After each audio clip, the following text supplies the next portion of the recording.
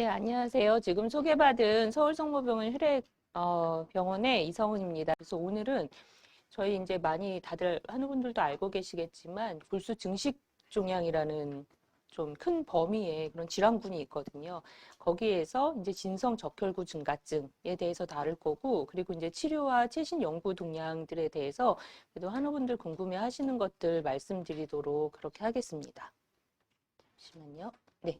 그래서 진성 적혈구 증가증은 근데 요 질문들도 많이 하시거든요. 근데 진성 적혈구 증가증은 이름이 진성 적혈구 증가증이다 보니까 이게 적혈구의 생산량만 되게 많아지는 병이라고들 생각을 하세요. 근데 그게 아니고 진성 적혈구 증가증은 이제 골수 내에서 줄기세포, 그러니까 골수 내에서는 어미가 되는 세포들로부터 이런 골수계 세포들이 생성이 되는데 거기에는 이제 백혈구 도 당연히 이제 들어가 있고 적혈구, 혈소판 이런 요소들이 들어가 있거든요. 근데 진성 적혈구 증가증이라고 불리는 이 질환은 그 줄기세포에서 이런 골수계 세포들이 증식을 할 수 있는 유전자 돌연변이가 발생하면서 적혈구, 백혈구, 혈소판 등이 만성적으로 과도하게 생성을 될 수 있는 그런 질환이에요. 그러다 보니까 이제 어떤 하는 분들은 적혈구가 많이 생성이 되면서 그건 이제 공통적인 특징인데 백혈구 수치나 혈소판 수치도 또 같이 굉장히 높으신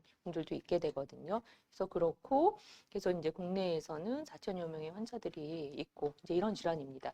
그래서 앞에 말씀드린 대로 그 줄기가 되는 세포, 저희가 이제 모가 되는 세포, 어미가 되는 세포라고 생각을 하시면 될 텐데 거기에서 이 암 발생 유전자가 생겨나면서 세포들이 자기 조절 능력을 잃고 이제 계속해서 이런 암성 증식을 하게 되는 경우에 해당이 되거든요.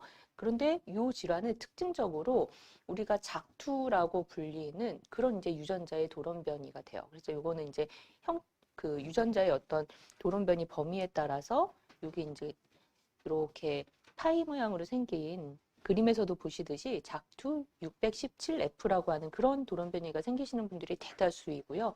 작두 엑손 12라고 해서 이렇게 조금 부위가 다른 부위에 생기는 분들이 있습니다. 그래서 대부분의 환자가 진성적혈구 증가증을 가지신 분들은 이 돌연변이를 가지고 발병을 하게 되어 있어요. 그리고 아주 소수의 분들만 그 적은 양이라든가 아니면 저희가 이제 유전자를 이렇게 검사를 해서 디텍션 할 수 있는, 그러니까 찾아낼 수 있는 그 검사 범위 밖의 돌연변이가 생겨서 이제 하는 분들이 적은 분들이지만 있습니다. 그래서 정리를 하자면, 그러면은 처음에는 이제 증상들이 있어서 오시거나 아니면 건강검진에서 혈색소나 헤마토크릿, 적혈구가 너무 많이 증가가 되어 있어요. 정상인에 비해서. 이렇게 해서 이제 병원을 오시게 되면 이거를 이제 진단을 해야 되죠. 근데 우리 몸에는 원래 이 자율적으로 적혈구의 생성을 조절할 수 있는 그런 인자가 있거든요. 그걸 우리가 적혈구 생성인자라고 표현을 해요. EPO라고 표현을 하고 이거는 콩팥에서 사실 만들어지는 거예요. 그 적혈구가 골수에서부터 많이 만들어지니까 적혈구를 생성을 해 이렇게 신호를 보내는 물질은 이게 생리적으로 당연히 이렇게 값이 떨어져 있는 거예요. 그래서 이제 적혈구 많이 많아지고 이런 적혈구 생성인자가 떨어져 있고 그리고 이 암 유발 유전자가 나오게 되고 이러면 이제 진단이 되게 되고요. 그리고 이제 진단에 할 때 저희가 이제 골수 생검을 하는 이유는 또 여기 같은 이렇게 사촌에 있는 질환들 중에 골수가 섬유화되는 그런 단계가 보이거나 아니면 진행되는 질환들 이런 것들이 같이 속해져 있기 때문에 그 골수 섬유화를 또 분별하고 이제 이렇게 해야 되기 때문에 이제 골수 생검까지도 보통을 해서 진단을 하게 됩니다. 그래서 진성 적혈구의 그럼 증상은 무엇인가요? 이건 이제 본인 여기 아마 환우분들이나 또 가족분들 이렇게 찬찬히 보시면 아마 아실 텐데 적혈구가 너무 과도해지면 이게 과점도라고 하거든요. 이렇게 점성이 높아지면서 말단에 혈액순환이 잘 안 되는 그런 말단에 그런 폐스 증상이 나타납니다. 그래서 두통이나 어지럼증이나 성강 증상이 나타나기도 하고 이명이 들리기도 하고 손끝이나 발끝이 이렇게 화끈거리기도 하고 그리고 이렇게 홍색으로 변하면서 동통이 생기기도 하고 그렇습니다. 그리고 이제 이 같이 진단을 받을 때 좌상부에 비장이라고 하는 우리 몸의 장기가 있잖아요. 이거는 원래는 정상적으로는 성인에서 굉장히 이렇게 주먹만큼 조그마한 장기예요. 근데 이제 이 혈액이 과도하게 증식하는 이런 유의 질환들을 가지고 있는 분들 중에 비장증대를 가지고 있는 분들이 있어요. 그럼 이게 공간적으로 당연히 좌상복부를 차지하니 거기에 있는 위라든가 대장이라든가 이런 게 자꾸 아래쪽으로 밀리고 하면서 조금만 먹어도 금방 배가 부르게 되고, 그리고 그쪽으로 팽창하면서 통증이 생기게도 되고 이렇습니다. 그리고 전신 증상으로는 이런 과도한 세포들이 내놓는 그런 이제 염증성 물질 이런 것들 때문에 피로하고 야간 발환이나 체중 감소, 그다음에 미열이 계속 발생하기도 하고, 그리고 수양성 가려움이라고 그래서 가려움보다는 따갑다는 표현이나 아프다는 표현을 하시는 분들도 많거든요. 그래서 이런 표현들을 하게 됩니다. 그래서 이런 증상에 대한 그럼 조절이 필요하겠구나. 이 병에서는 이런 개념을 좀 가질 수가 있고요. 다른 하나 굉장히 핵심적으로 중요한 거는 혈전이나 출혈이 발생하는 경우가 높아진다는 거예요. 그러면 되게 막연하잖아요. 혈전이 잘 생긴다고 하는데 이게 도대체 뭘까? 근데 그럼 이거를 혈전이 생겼을 때의 증상들은 그래서 어느 혈관을 이게 정맥이든 동맥이든 막느냐에 따라서 혈전이 발생하느냐에 따라 나타날 수 있는 증상이 다르겠죠. 그래서 갑작스럽게 여기 이제 써 있는 대로 뇌혈관 쪽에 문제가 생긴다면 우리가 소위 뇌경색에서 발생하는 그런 증상들처럼 갑자기 팔다리에 힘이 없어진다든가 어느 한쪽으로 특히 편향된 이런 거, 그다음에 이제 불분명한 발음, 그래서 그런 마비가 현상이 신경학적 마비 현상이 온다든가 아니면 심혈관계나 이런 쪽에 이제 문제가 생긴다면 그게 어, 협심증의 증상들처럼 가슴 통증 이런 걸로 오겠고요. 그다음에 폐에 가는 혈관이 그럼 폐 혈관이 막혔을 때에는 호흡 곤란이 이제 오게 될 거고, 다리로 가는 혈관들도 막힐 수 있잖아요. 그러면 이제 그 하단 부위에서는 혈액이 위로 못 올라가게 되니까 당연히 부종이 생기고 통증이 유발되고 이럴 수 있죠. 그리고 눈으로 가는 혈관이 안 좋아질 때는 시력 저하가 올 수 있고, 그리고 또 요걸로 진단받으시는 분들도 꽤 있는데요. 간문맥이 혈전이 생기는 분들이 있어요. 그래서 처음에 간문맥에 굉장히 특이하게 혈전이 젊으신 분이 이렇게 막 생긴다든가 이렇게 되면 저희가 역으로 추정을 해서 아, 이분은 이렇게 혈전이 뭐 생길 만한 다른 혈액학적인 문제가 없는가를 조사를 하게 되고, 그런 와중에 이런 작투 돌연변이가 발견되고 이런 경우들도 생기게 됩니다. 그리고 이제 또 하나, 그래서 아, 그럼 이 병은 증상이 있다고 하니까 증상을 조절해야겠구나. 혈전이나 출혈의 위험이 있다 그러니까 그 위험도를 낮춰야지 되겠구나라는 생각을 가질 수 있고, 또 하나 중요한 점은 병이 진행을 할 위험이 있나요? 그러니까 이런 부작용들만 잘 합병증만 잘 관리하면서 내가 살면 되는 건 건지 아니면 또 다른 포인트가 있는 건지에 대한 이제 궁금증이 유발되게 됩니다.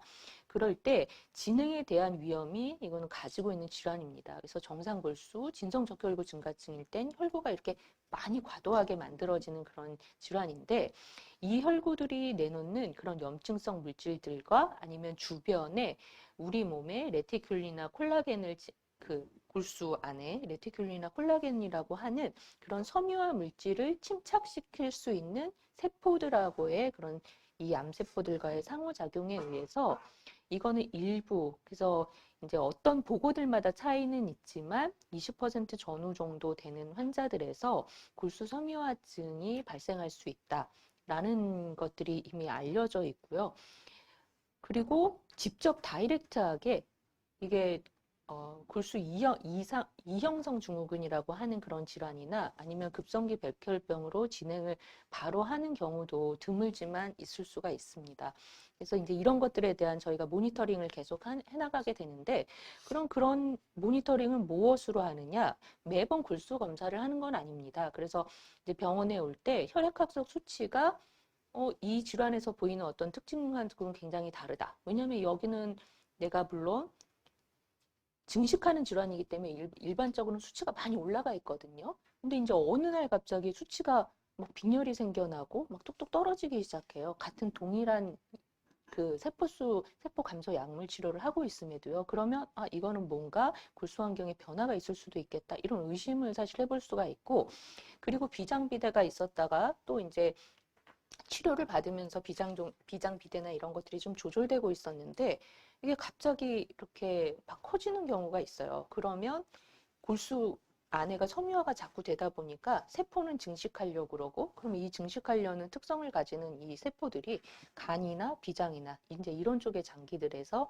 증식을 하거나, 심지어는 골수나 간, 비장 이런 장기들을 튕겨나가서 골수 외 조혈이라고 하는 몸에 이렇게 덩이를 일종의 형성하는 경우들도 있거든요. 그래서 그런 것들이 발견이 되고 이렇게 하는 경우들도 있을 수 있습니다. 그리고 전신 증상이 새롭게 나타나거나 아니면 변화되거나 악화되거나 이제 이런 현상들을 그래서 진료 오실 때 모니터링을 하게 되는 거예요. 그래서 이런 게 좀 뭐가 변화가 있네 그랬을 때는 그러니까 담당 선생님이 이제 상담을 하고 다시 한번 뭐 골수 검사를 추적을 해서 질환의 변화 여부나 이런 것들을 좀 봐야 되지 않을까 이제 이런 의견들을 나누게 되고 합니다.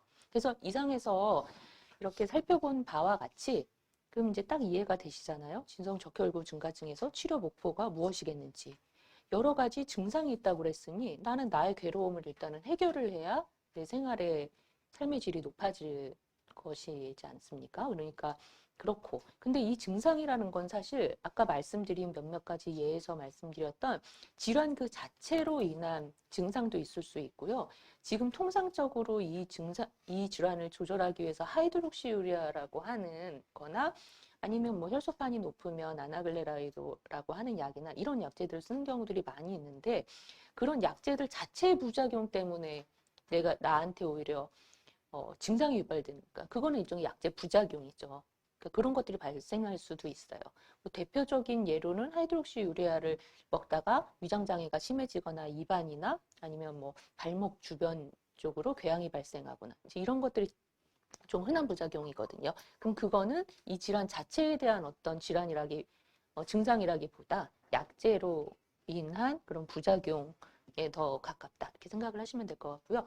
그리고 그 다음 이제 중요점, 혈전이나 출혈을 막아야 된다. 그리고 혈전 같은 경우에는 이거는 뭔가 사건이 발생되고 났을 때 후유증을 남기지 않을 수도 있지만 이 혈전증이라는 사건이 발생함으로 인해서 나한테 또 후유증이 남을 수 있잖아요. 뇌경색이라든가 심근경색이라든가 이런 중요 또 간문맥이 막힌다든가 그러면 그거는 이제 사실 약물 치료를 통해서 어느 정도는 또 해결을 해보지만 이런 후유증이 남을 수 있고 생명을 위협당할 수도 있기 때문에 이 발생률을 낮춰야 된다. 근데 이거는 앞에 많은 연구들을 통해서 혈액학적 정상화, 특히 적혈구의 헤마토크릿이라고 하는 것을 45%로 이렇게 잘 컨트롤을 했던 사람들이 이런 혈전증이나 출혈이란 이런 발생률을, 그러니까 사건을 낮춰주는 거에 핵심적인 상황이다라는 것들은 이미 알려져 있어요. 그래서 자꾸 수치를 정상화시키려는 이렇게 노력을 하게 되는 것 중에 핵심적인 요소고요. 그리고 이제 또 많은 우려들을 갖고 있는 이게 이제 퍼센테이지로는 높지 않다고 하더라도 이것도 섬유화증이나 백혈병에 진행을 하게 되면 그만큼 이게 위중한 상태가 됨을 인지하고 있기 때문에 이걸 어떻게 모니터링하고 차단을 할 거냐에 대한 관심을 갖게 되게 되는 것입니다. 그래서 이런 이제 이해들을 할 수 있을 것 같고요. 이제 치료에 대해서는 제가 요거는 이제 혼자 이런 것들 인터넷이나 이런 것들도 접해보시면 찾아서 보실 텐데 이게 좀 혼자 이렇게 살펴보고 이해하기는 어려우실 것 같아서 오늘 간략히만 조금 말씀드리자면 이 질환은 처음 진단을 받고 나면 그래서 그럼 어떤 사람들이 그래서 의사들이 제일 많이 초점을 사실 여태까지는 가지고 있었던 게 이 사건을 줄이자는 거에 관심을 많이 갖고 있었거든요. 그래서 이 사건을 발생시키는 고위험군과 저위험군이 무엇이냐라고 봤을 때 60세를 초과하느냐 안 초과하느냐 이런 조금 요소들이 중요했었고 한 번 사건이 일어났던 사람들은 사건이 재발할 확률이 되게 높다라는 것들이 알려져 있어요. 그래서 병원에 가시면 계속 뭐 처음 진단받은 분이면 과거에 혈전증의 병력이 없었냐 또 처음에 혈전증 때문에 지금 진단받는 상황인 게 아니냐 그리고 그 다음에 다니시던 분들이면 중간에 무슨 사건 없이 잘 지내셨어요? 이렇게 자꾸 여쭤볼 수밖에 없는 게 그런 사건이 중간에 내가 이번 방문하고 다음 방문 사이에 있었다. 근데 그 전에 방문 사이엔 사건이 없었던 분이 저위험군에 속했다고 하더라도 그 중간에 그런 저 협심증이 와갖고 뭐 스텐트 하고 왔어요. 막 이러면 갑자기 이분은 고위험군으로 옮겨가는 거거든요. 그러니까 그런 것들을 또 계속 이제 여쭤볼 수밖에는 없는 거죠. 그래서 이제 그런 요소에 따라서 비교적 그래서 젊으시고 그래서 사건도 경험한 바가 없고, 이제 이런 분들은 처음에는 그래서 세포 감소 약물 치료, 이제 소위 이제 항암제로 분류되거나 아니면 면역제제로 분류되는 그런 제제들 사용하지 않고 뭔가 이런 위험 요소를, 심혈관계의 위험 요소를 조절해주기 위한 노력하고, 흡연가라면 담배 반드시 끊어야 되고, 아스피린 복용하고, 사혈을 통해서 헤마토크리스를 45% 미만으로 유지시켜 주려고 노력을 경주해요. 근데 그렇게 하고 3개월, 3, 4개월 이렇게 경과를 보다 보는데 증상도 조절이 되지 않고, 그리고 세포수가 계속 백혈구라든가 혈소판이라든가 이런 요소들은 사혈로 조절이 안 되거든요. 근데 이런 그러니까 혈액학적 관해 상태가 유도되지 않고, 그리고 비장이 점점 커진다든가 뭔가 이런 세포 감소의 약물 치료가 필요로 하는 상황이 되게 되면 저위험군 환자분들이라도 당연히 세포 감소 약물 치료를 필요로 하게 돼요. 그래서 현실적으로는 이제 여기 미국 국립암센터에서 제시하고 있는 가이드에서는 이제 로페 인터페론 알파 2B라고 하는 게 이게 지금 상품명을 베슬렘이라고 하는 거거든요. 그래서 이런 인터페론 제제를 사용하든가 하이드록시 유리아를 쓰던가, 페그 인터페론 알파 2A는 이건 이제 우리나라에서는 지금 처방이 불가능해요. 근데 이제 간혹 가다가 산모들 중에 이제 희귀약품센터 통해서 또 구입을 해서 좀 맞고 계시고 이런 분들 계시거든요. 그래서 이런 것들, 아무튼 세포를 조절하기 위한 뭔가 약물 치료를 필요로 하게 된다라는 거고, 처음부터 고위험군, 나는 혈전증에 대한 그런 기억력을 가지고 있고, 그리고 또 아니면 상대적으로 60세를 초과하는 그런 나의 연령에 있거나 이런 분들은 사건이 발생할 위험군이 높거든요. 그러면 처음부터 다른 요소들도 조절을 하지만 세포 감소를 시키기 위한 그런 약물 치료를 동시에 같이 시작을 하게 돼요. 그래서 제일 많이 사실 시작하는 게 그래서 하이드록시 유리아하고 이도 역시 다른 이런 약제들을 시작할 수 있어요. 근데 여기서 이제 조금 아셔야 되는 게 하이드록시 유리아를 그래서 지금 국내에서는 현실적으로 가장 많이 쓸 수밖에 없거든요. 그래서 이거를 쓰게 되는데 이걸 쓰다가 적절한 반응이 안 오는 경우가 있어요.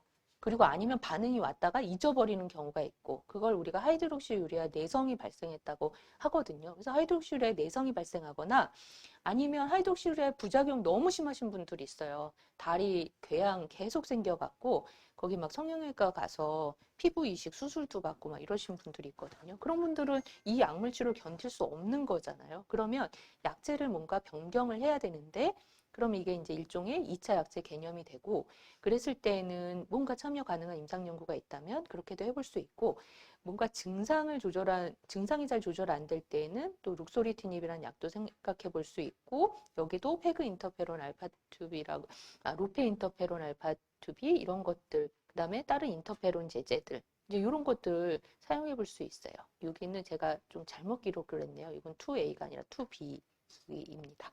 그래서 이렇게 약제 변경을 일단은 해야 되는 경우에 생각이 들거든요. 그럼 지금 잘 이해를 못 하시고 계시는 요소 중에 하나가 이 하이드록시 유리아 치료의 내성 또는 불내성이란 무엇인가 라는 것에 대한 내용일 거예요. 그래서 이거는 지금 1차 치료 약제로 내가 하이드린 이렇게 많이 복용하고 있는데, 이 치료의 목표는 헤마토크리스를 45% 아래로 낮추는 거고 백혈구, 적혈구, 혈소판을 정상화시키는 거다. 이 개념을 좀 이해한다면, 그게 잘 안 되면 그러니까 내성이 발생하는 거죠. 그래서 45% 아래로 유지하기 위해서 그러니까 그 사혈을 멈추질 못하고 이걸 계속 해야 되는 걸 필요로 하는 경우나, 아니면 이 하이드록시유라를 써도 백혈구나 혈소판이 조절되지 않는 거예요.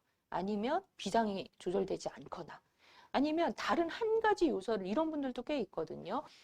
내가 적혈구 수치를 막 조절하려고 그러는데 백혈구가 상대적으로 너무 떨어지거나, 아니면 백혈구 수치가 너무 높으신 분들이 있어요. 그런 분들은 또 백혈구를 낮추려고 정상화시키려고 하는데 이게 막 빈혈이 생기거나, 이렇게 세 가지 어떤 그런 혈구들의 요소가 균형 있게 조절이 잘 안 되는 분들, 이제 이런 분들도 이거는 내성에 속하게 되는 거고, 그리고 다른 하나는 제가 아까 앞에 말씀을 드렸듯이 하이드록시유리아 견딜 수 없는 부작용이 나타나는 경우.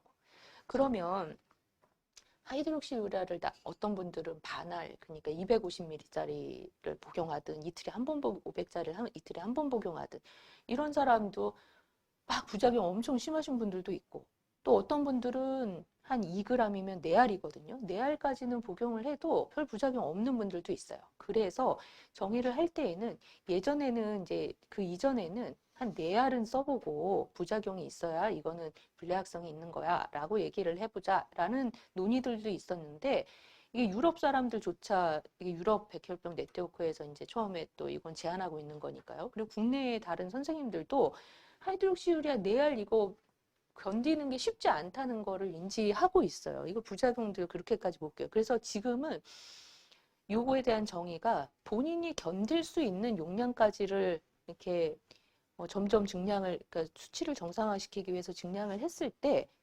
이때도 조절이 안 되거나 부작용이 나타나면 그거는 내성이 발생하거나 불내악성이 있는 거야 라고 얘기를 하고 있어요. 그러니까 얼마만큼의 용량까지를 견딜 수 있는 거냐는 거는 그만큼 사람들마다 차이가 있을 수 있다. 근데 그럼 이거는 이런 사항들이 일어난다는 건 뭐가 중요하냐라는 건데 이게 하이드록시유리아 내성이 예후에 상당한 영향을 미친다는 거는 이미 되게 많은 연구들을 통해서 알려져 있어요.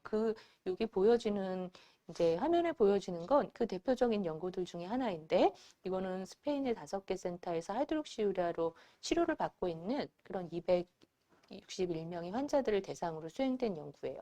그래서 환자분들 중에 아까 그 앞에 화면에서 이제 슬라이드에서 설명드렸던 이런 내성이 발생하지 않았던 사람들하고 내성이 발생했던 사람들을 본다면 우리가 하이드록시유리아에 내성이 발생되고 있구나라고 환자분을 인지하는 순간에는 예후가 상당히 안 좋을 수 있다는 거를 생각을 한다는 거예요. 왜냐하면 이런 내성이 발생한 사람들을 비교를 해보니 그 이후에 급성 백혈병이나 골수 섬유증 이런 데로 전환을 할 위험이 발생하지 않았던 군에 비해서 상당히 높아진다.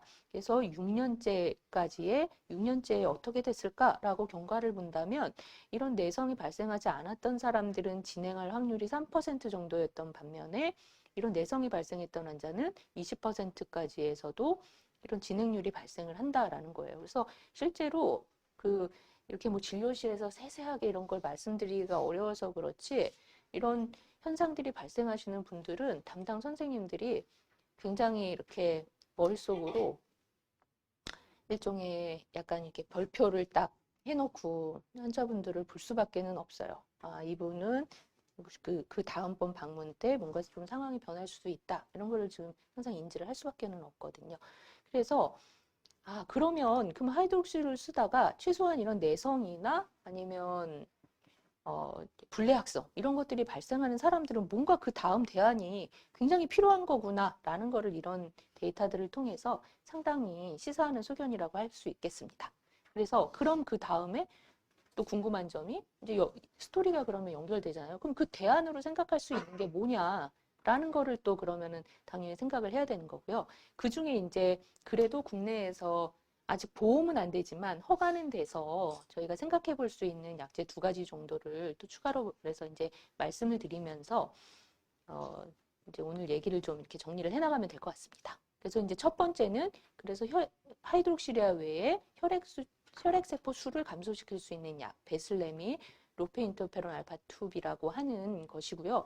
이거는 이제 기존의 인터페론들이 일주일에 막 3번씩 맞는 거. 아까 그 페질레이티드 인터페론도 일주일에 1번 맞는 인터페론 제제거든요. 그래서 자주 맞아야 되고 그리고 부작용들이 꽤 심했어요. 인터페론 제제는 이게 일종의 면역 제제고 하다 보니까 처음에 맞을 때 근육 통증이나 오한이라든가 뭐 미열의 발생이라든가 이런 뭐 감기 몸살 같은 한마디로 표현하면 그런 증상들의 호소가 꽤 있거든요. 그런데 이제 요 로페 인터페론은 이게 이제 구조적인 변화를 꾀하고 생체 내에서 이렇게 하면서 2, 4주 간격으로 일을 해 피하 주사 맞는 걸로 했고 그다음에 이런 부작용들에 많이 적어지고 이제 이런 것들을 결과를 보여주는 그런 제재로 지금 허가가 되게 되었습니다. 그래서 이 로페인터페론 알파2B는 국내에서는 진성적혈구 증가증 환자들에게서 지금 이제 허가가는 됐고 지금 보험이 되진 않아서 그런 비급여 약제로 지금 사용되고 있습니다. 그래서 이 연구들의 이 약에 대한 어떤 그럼 하이드록시유리아에 대한 차별점 그리고 연구 결과는 어땠을까 이제 이런 것들 궁금하셨잖아요. 그래서 그것들을 간단히 말씀드리면 어떤 약이든 그 약이 이렇게 진료 현장으로 나오기 위해서는 저희가 임상 연구라는 그런 단계를 거치게 되어 있어요. 그래서 그거 허가용 임상이라고 하죠. 허가용 임상이 나오게 되어 있고 허가가 난 뒤에도 이제 다른 어떤 연구 목표를 갖고 하는 임상 연구들은 개시가 되고 수행이 될 수 있어요. 그래서 요 이제 연구는 이제 허가용 임상 연구라고 생각을 이제 일종의 하시면 되고요. 그래서 아까 말씀드린 대로 이 질환은 그럼 우리가 목표로 생각할 수 있는 게 뭐지? 이 약이 효용성이 있다고 표현을 하려면 뭐를 획득했을 때 효용이 있다고 말하면 될까라는 거는 이제 앞에서 공부를 했잖아요. 완전 혈액학적 반응. 백혈구, 적혈구, 혈소 판수가 이렇게 정상으로 잘 유지되는 사람이 진행이 잘 안 된다고 그랬어. 그러니까 이걸 획득하면 그리고 사건이 잘 어떤 이 질환으로 인한 합병증이 잘 일어나지 않는다고 그랬어. 그러니까 완전 혈액학적 반응이란 게 이루어지는 사람들은 이게 하나의 목표가 되는 건 거죠. 그래서 그 연구 목표로 완전 혈액학적 반응이라는 게 되어 있고요. 그리고 요즘에 최근 들어서 많은 관심이 갖고 있는 게 이 분자학적 반응이에요. 그것도 앞에서 설명드렸잖아요. 이 병은 대다수의 환자가 그 암세포의 작두 변이를 가지고 있기 때문에 발병을 하는 거다. 그러면 이 유전자의 어떤 사이즈, 버든이 내 생체 내에서 굉장히 줄어든다고 하면 병이 진행될 확률이 굉장히 낮아질 거야 라는 그런 근거들이 굉장히 이제 제시가 됐거든요. 그래서 이런 두 가지의 목표점들이 설정되게 된 것입니다. 그래서 로페인터페론 요 알파2B 이 프라우드 컨티핍이라는 이 제목으로 붙여졌던 이 연구는 이미 6년째의 결과들도 지금 추적 결과들도 나와 있어요. 그래서 6년째 보니까 혈액학적 반응은 여기 대조군으로 쓰였던 건 하이드록시유리아를 썼던 환자들이거든요. 그래서 이 환자들에 비해서 상대적으로 더 높은 완전 혈액학적 반응이 성취되어 있다는 걸 보여주고 있는 거고 더 사실은 사람들이 초점을 맞추고 있는 건 이 차이에서예요. 왜냐하면 대조군에서는 이 분자학적 반응을 성취한 사람이 19.4%밖에 없었지만 이런 인터페론 제제로 치료를 받았던 사람들은 66%에서 분자학적으로 암 발생 유전자가 낮아지는 거에 대한 상당한 차이를 보이고 있다는데 사실 더 그래서 깊은 관심을 갖고 있는 그런 것이 되었습니다. 그러면 실제로 이러한 반응의 차이가 무사건 생존율이라는 건 어떤 사람들을 이렇게 관찰 시점에서부터 관찰을 하였을 때 사망이 발생하지 않고 질병의 진행이 발생하지 않고 이런 혈전색전증이 발생하지 않고 지내는 사람들은 쭉 그냥 이렇게 추정만 하는 거예요. 그런 사건이 발생하게 되면 이 그래프가 이렇게 뚝뚝 떨어지는 거거든요.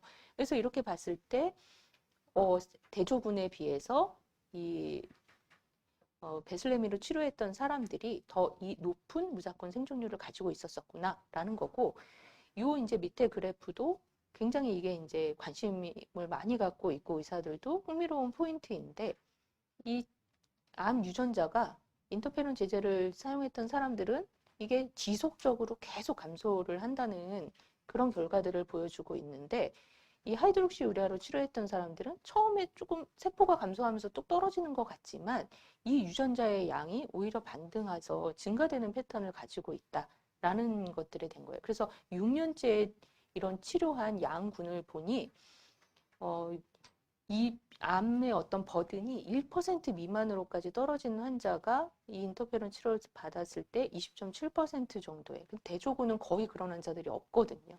이런 환자들이 이렇게 상당히 나오고 있다. 그런 거에 관심이 있는 거고, 그리고 이제 이 약제 모든 약은 아무리 그게 타겟을 하는 약이든 면역학 제제든 하든 간에 이런 부작용들은 다른 종류의 부작용들은 있을 수 있어요. 근데 이제 얼마큼 그런 부작용들의 심각성이 크고 아니면 그 부작용을 해결하기가 어려우냐에 사실 초점을 보면 될 텐데, 이 로페인터페론 알파2B는 아까 전에 말씀드렸던 오히려 혈구 수치가 너무 감소한다. 이거는 이제 대처해 나갈 수 있잖아요. 용량을 감량시키든 맞는 주기를 늘리면 되니까.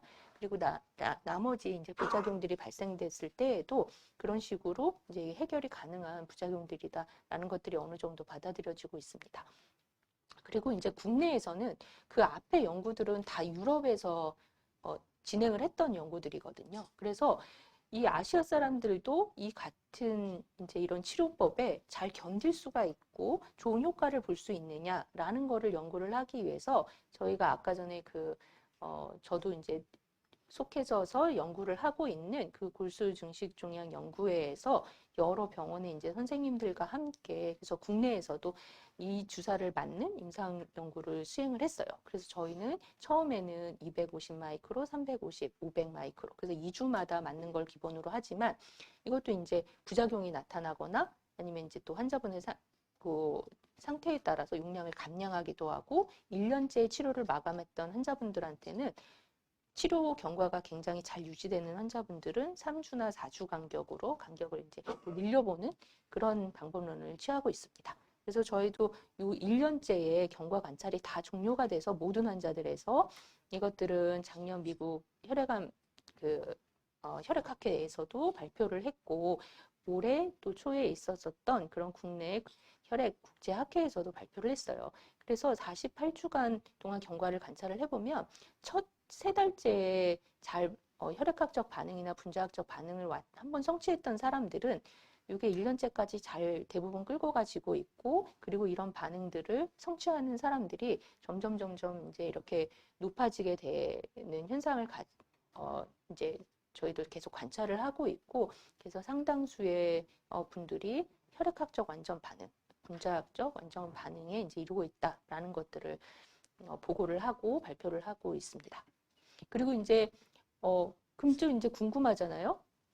하나의 질문점이 나는 앞에 하이드록시유리아 치료를 안 받고 있다가 베슬레미로 첫 치료를 받으신 분들도 있고요. 세포 감소 약물 치료를 내가 필요로 했기 때문에 그런데 또 어떤 분들은 하이드록시유리아의 이런 내성이나 불내학성이 그러면 내성이나 불내학성은 예후가 굉장히 사실은 아까 앞에 쪽에서 뭔가 안 좋을 수 있고 그럴 것 같았었는데 그럼 이분들의 반응도 괜찮은 건가? 이런 질문이 또 생길 수 있잖아요. 근데 저희가 거의 한 절반 정도 환자분들이 속해져 있었거든요. 근데 비교해 보니까 물론 처음부터 치료를 시작했던 사람들이 이런 혈액학적 완전 반응률 요거랑 요게 3개월째 비교 대상, 요게 6개월, 9개월, 12개월째 비교 대상이거든요.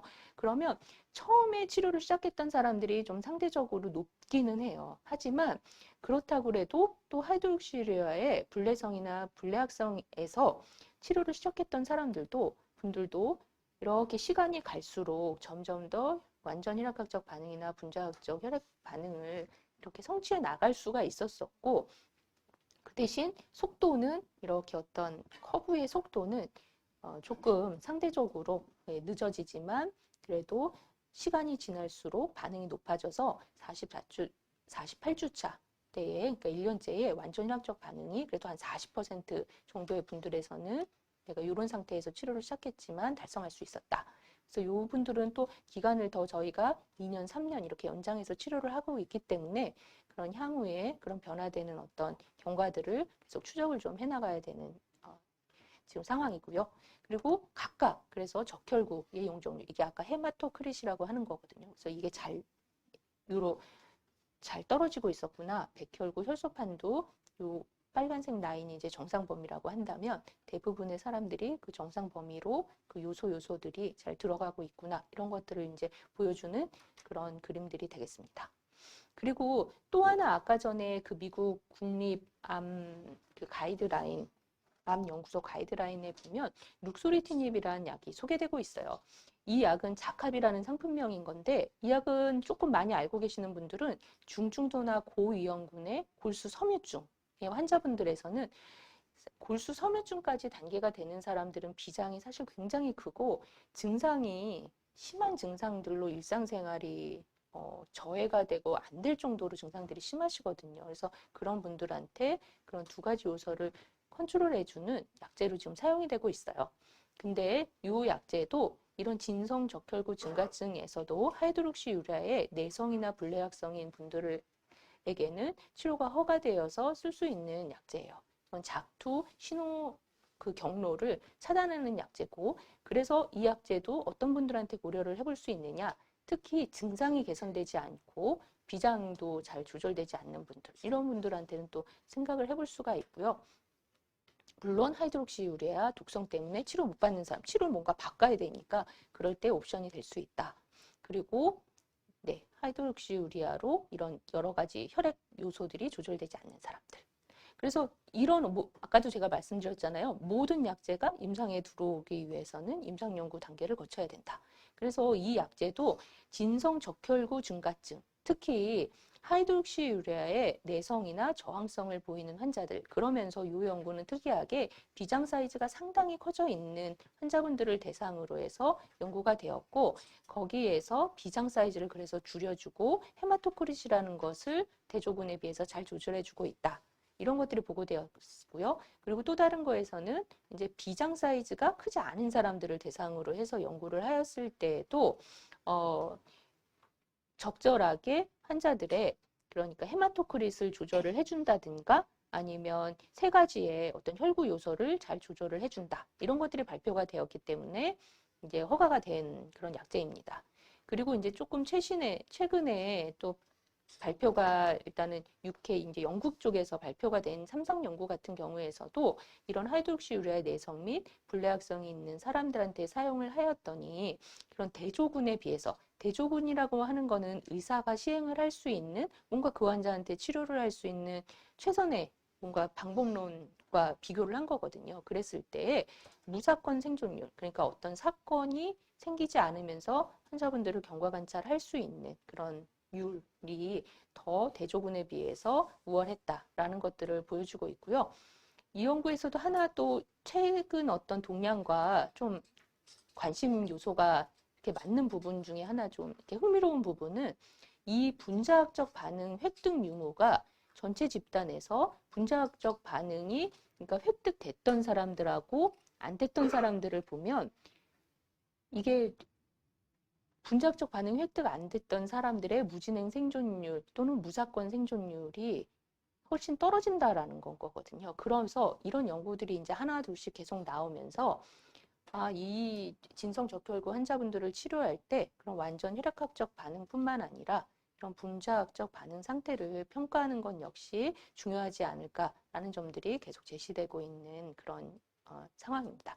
그런데 이제 한 가지 말씀드릴 건, 아직까지는 근데 국내에서는 완전 혈액학적 반응이라고 하는 거는 지금 당장 병원에 가셨을 때 피검사하고 기다렸다가 진료 보시잖아요. 그 피검사 결과 보고 의사들이 판단할 수 있는 요소인데, 이 분자학적 반응 평가는 그 아까 암 유전자를 정량적으로 재야 되거든요. 그거를 지금 아직 진료실에서는 못해요. 연구에 참여하고 있는 분들은 그거를 이제 연구 목적으로는 하고 있는데, 네, 그래서 그것도 그런 계속 요런 이제 연구의 결과가 나올수록 그 암 유전자 정량적으로 재는 거 그 자체를 이제 진료 현장으로까지 또 보험이 적용이 돼서 또 보험이 적용이 돼야지 저희가 실제로 많은 환자분들한테 수행을 할 수 있잖아요.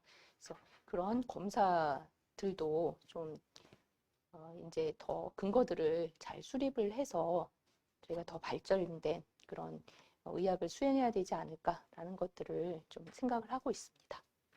네, 그래서 이제 오늘 말씀드릴 내용은 여기까지. 좀 오늘 제가 일부러 천천히 좀 길게 말씀드렸어요. 왜냐하면 이렇게 진성 적혈구 증가증 요거에 대해서만 별로 말씀드릴 일은 별로 없었어서 오늘 좀 천천히 진성 적혈구 증가증이란 무엇이고 치료 목표가 뭐고, 그래서 특히 이제 하이드록시유리아만으로 이게 한계점이 있는 부분들에 대해서 우리가 어떻게 개선을 해나가기 위해서 노력하고 있느냐, 이런 것들에 대해서 말씀을 좀 드렸습니다. 네, 지금까지 경청해 주셔서 감사합니다.